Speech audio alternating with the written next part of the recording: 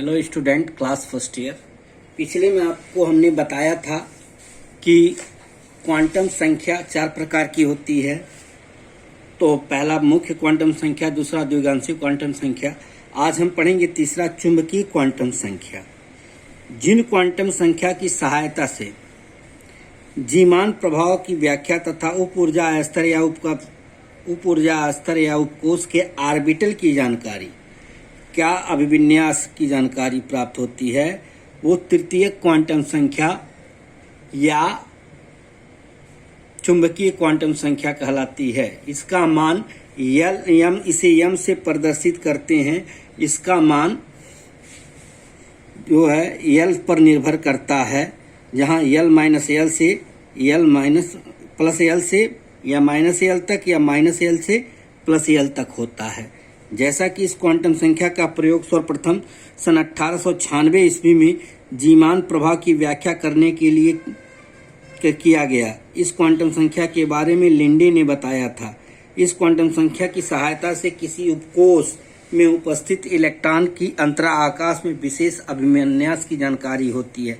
जैसे उपकोष के लिए पी है, पी के लिए L बराबर 1, तो L बराबर 1 है, तो इस फार्मूले में देखिए माइनस L से प्लस L तक, माइनस L तो -1 से प्लस L, -1 0 +1। तो यहाँ पे देखिए 1 2 3, ये पी कक्षा का 3 है तो -1 N है। इस तरीके से डी उपकोष के लिए आप करेंगे तो डी उपकोष में लिए L बराबर 2 होता तो -2 से +2 तक, यानी -2 -1 फिर 0 +1। एक लाइन रेखा को जो फॉर्म होती है यह -2 से लेकर फॉर्म इसी दर्शाए।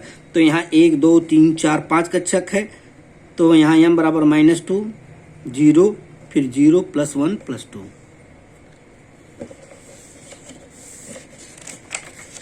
फिर इसके बाद इसकी विशेषता देखिए। विशेषता क्या है? विशेषता द्विगांशी क्वांटम संख्या L को हो तो m का कुल मान m बराबर क्या हो जाएगा 2L + 1। जैसे L बराबर 2 तो m के कुल कितने मान हो जाएंगे, तो 2 दूनी 4 +1 फार्मूले में रखेंगे ऊपर वाले, तो 5 मान होंगे।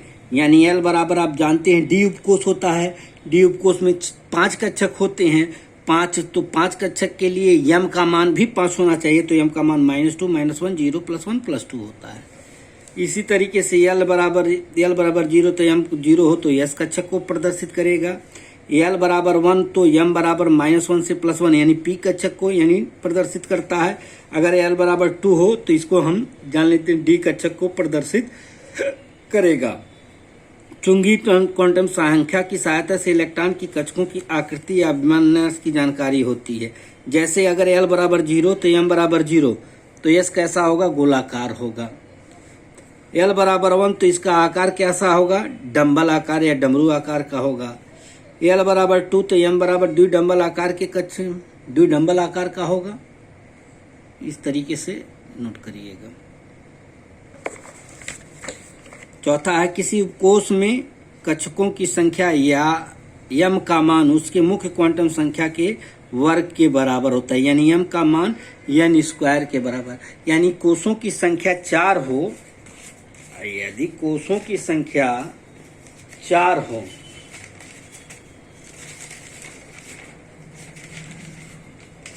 कहा जाए कि कोषों की संख्या 4 हो, जैसे n बराबर 4 तो m के कितने हो, 4 गुणे यानी m बराबर n², तो ये 4 चौको 16 मान होंगे। जैसे n बराबर आप 3 ले लेते हैं तो m बराबर n² यानी n बराबर 3 रखेंगे, 3 3 9 मान m के। तो कैसे n बराबर 3, तो n बराबर 3 में 3 उपकोष 0 1 2, तो इसके लिए m का मान 1 होता है, इसके लिए m का मान 3 होता है। 1 के लिए m का मान 3 होगा। कैसे, m बराबर -1 0 +1, और L बराबर ये L है, L बराबर 0 तो m 1 हो जाएगा, और L बराबर 1 तो m बराबर -1, L बराबर 2 तो m बराबर -2 -1 0 +1 +2, तो कितने मान हो गए, 1 2 3 4 5 6 7 8 और 1 m 9। समझ में आया इस फार्मूले को? जैसे यम, ये फार्मूला है यम बराबर एन स्क्वायर, यम बराबर एन स्क्वायर, यानी कोषों की संख्या है तो उसके आप यम का मान बता सकते हैं। कैसे? क्वेश्चन में दे देगा कि यदि एन बराबर 2 तो यम के कुल कितने मान होंगे, कुल कितने मान होंगे। तो कैसे दर्शाएंगे? यम बराबर N square, that's all. N बराबर 2 है तो 2 का स्क्वायर यानी 4 मान होंगे। और यहाँ पूछ देगा इतना आंसर हो गया, लेकिन कहेगा कौन कौन कौन कौन। तो देखिए एन बराबर 2 तो एल बराबर क्या होता है, नहीं, एल बराबर 0 to 1। ठीक, अब एल बराबर 0 तो एम बराबर क्या मान होंगे, एम बराबर 0 होगा। एल बराबर 1 हो तो एम बराबर क्या होगा, -1 0 +1, फार्मूले से, जो पीछे फार्मूला है। तो आप देखिए कुल कितने में 4 मान होने, यम का 1 मान, 1 2 3 4, यानी 1 2 3 4 मान आ जाएगा यहाँ। मतलब ये एन बराबर 2 तो एम के कुल कितने मान होंगे इस फार्मूले से निकालते हैं। ठीक, इसको भी कहीं नोट कर लीजिएगा आप लोग समझने के लिए। इसके बाद आता है चक्रण क्वांटम संख्या। चक्रण क्वांटम संख्या का मतलब होता है नाभिक के चारों ओर इलेक्ट्रॉन चारों ओर चक्कर लगाने के साथ साथ इलेक्ट्रॉन अपनी अक्ष पर घूमता है, जिसे एकदम अक्ष पर लट्टू की भांति नाचता है। उसका मान जो आता है क्वांटम संख्या, स्पिन क्वांटम संख्या ±½ यानी क्लॉकवाइज। अगर तीर के ऊपर अर्थात वामावर्त आघूर्ण हो तो प्लस और माइनस हो तो दक्षिणावर्त आघूर्ण। तो इस तरीके से आप क्वांटम संख्या की विशेषता हो जाएगा।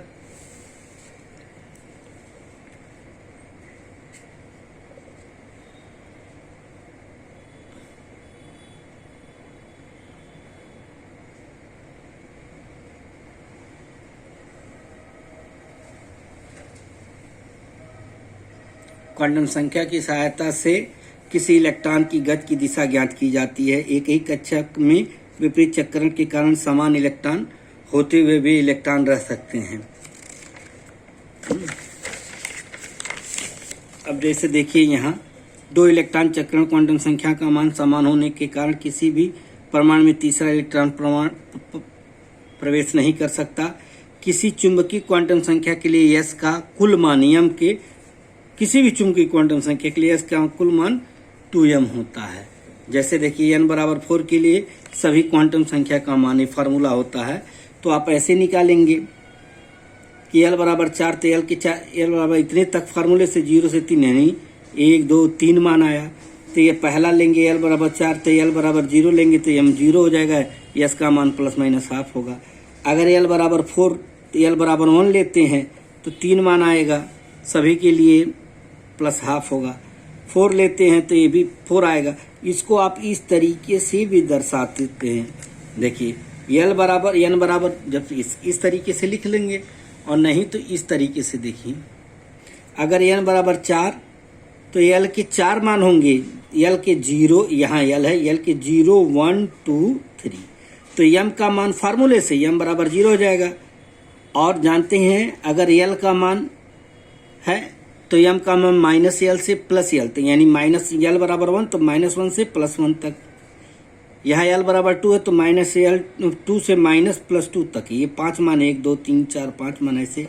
l बराबर 3 है और सभी इसके लिए भी ±½ इसके लिए भी ±½ इसके लिए, सभी के लिए ±½ होता है। ठीक, इसको भी उतार लीजिएगा। इसी तरीके से 3p6 के लिए चौथे इलेक्ट्रॉन की चारों संख्या क्वांटम संख्या मानती है। या आप देखिए इसको हम करेंगे कैसे हल, किसी कोष के लिए। जैसे क्वेश्चन आपका ये है ना कि 3p6 के लिए चौथे इलेक्ट्रॉन की चारों क्वांटम संख्या का मान बताइए। तो आप जनरली यहाँ पे लिखा है, देखिए आप यही मान आएगा। तो आप जान लीजिए कि 3p6 के लिए तो यहाँ पीक है, ऑलरेडी पी कक्षक आप बनाइए। पी कक्षक में कितनी कक्षक होती हैं? 3। इसमें क्या इलेक्ट्रॉन है? 6। 1 2 3 पहला भरेगा, चौथा, पांचवा, छठवां, यानी 1 2 3 4 5 6 भर लिए। अब यहाँ पे ऑलरेडी n बराबर क्या है, 3 है, और l बराबर p के लिए क्या हो जाएगा, 1, p के लिए l बराबर 1, और m बराबर ऐसे लिख, जब 1 हो गया तो -1 0 + 1 आ जाएगा। अब आपके लिए क्वेश्चन कह रहा है चौथे इलेक्ट्रॉन की चारों क्वांटम संख्या।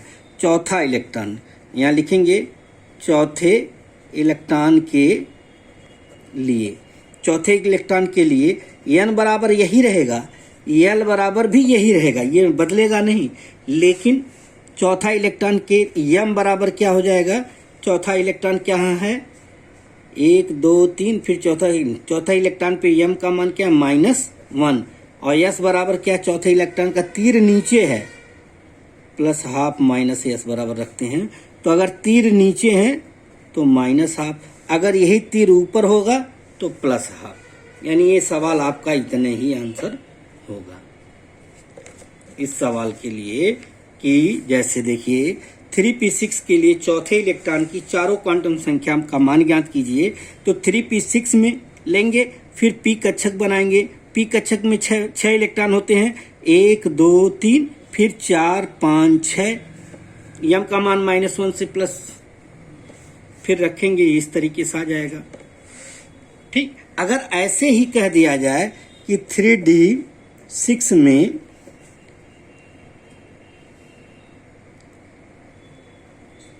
पांचवें इलेक्ट्रॉन की चारों क्वांटम संख्या ज्ञात करो, ये भी एक क्वेश्चन है, नोट कर लीजिएगा आप लोग कहीं।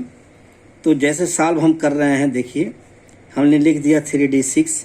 अब इतना लिखने से हम जान गए कि n बराबर 3 है, और d के लिए l का मान ऑलरेडी 2 होता है, तो ऑलरेडी 2 होता है, तो यहाँ पे 5 कक्षक हम अगर बना लेते हैं, देखिए 1 2 3 5, 1 2 3 4 5, डी कक्षक में 6 इलेक्ट्रॉन है, 1 2 3 4 5 6, यानी 1 2 3 4 5 6 का रहा। अब पूछ रहा, अब यहाँ l बराबर 2 है, तो m बराबर क्या हो जाएगा, -2 -1 0 +1 +2, यहीं लिख देंगे, s बराबर ±12। अब यहाँ किस तरह पांचवें इलेक्ट्रॉन की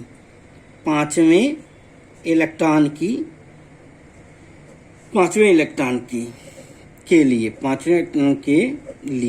पांचवें इलेक्ट्रॉन n बराबर क्या होगा, 3 होगा, l बराबर 2 होगा, ये नहीं बदलेगा। m बराबर पांचवा इलेक्ट्रॉन कहाँ है, ये है, क्या है, +2, और इसका तीर ऊपर है, तो s का मान +12, तीर ऊपर है, यहाँ तीर देखो ऊपर तीर है, तो इसके लिए +12, यानी इसका पांचवें इलेक्ट्रॉन की चारों क्वांटम संख्या n बराबर 3, l बराबर 2, m बराबर +2 और s बराबर +12, यानी 1 2 3 4, 1 2 3 4, चारों क्वांटम संख्या का मान निकल गया। इस तरीके से देखिए 6 के लिए, अगर कार्बन 6 के लिए दे देगा सभी इलेक्ट्रॉन की संख्या के मान रहते हैं, तो अलग अलग निकालेंगे। 1s के लिए देखिए 1s है, 2s 2 है, तो इसके लिए निकालेंगे, फिर 2s में निकालेंगे, 2 इलेक्ट्रॉन है, ठीक, फिर 2p में निकालेंगे, p में 2 इलेक्ट्रॉन है। तो इस तरीके से जैसे रूल पहले बताए हैं, ऊपर आप लोग लिख लीजिएगा, इसको एक चक्कर और देख लीजिए।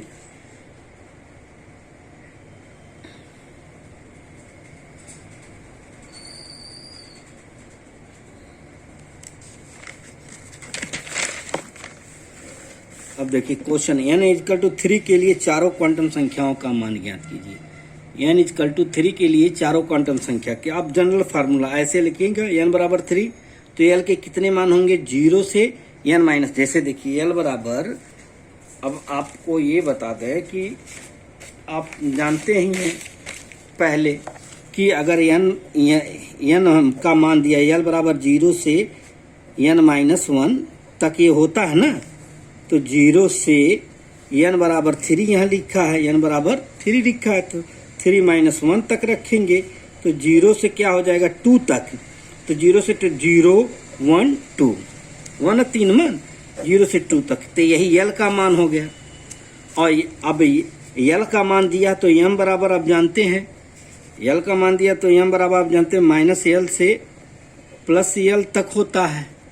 तो अगर हम L बराबर 2 लिख दें तो -2 के बाद -1, फिर 0 आता है, फिर +1, फिर +2 आता है, तो वही यहाँ लिखा गया है। तो L बराबर 0 तो m का मान भी 0 होगा और S का मान, फिर यहाँ ये रखेंगे तो ये 3 मान आएगा, 2 रखेंगे तो 5 मान आएगा। और प्रत्येक कक्षक के लिए इसका मान +½ मतलब इस क्वेश्चन में किसी पर्टिकुलर इलेक्ट्रॉन के लिए नहीं पूछा गया है। ठीक, धन्यवाद। अगला फिर